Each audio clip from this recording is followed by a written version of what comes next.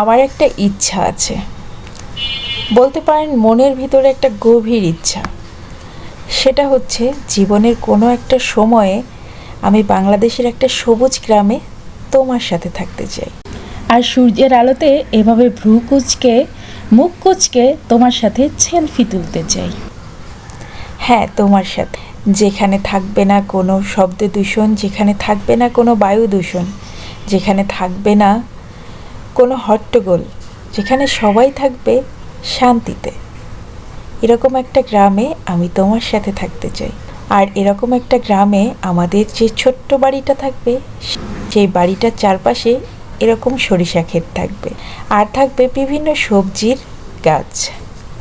সবজি গাছ থেকে আমি সবজি তুলব আর রান্না করব।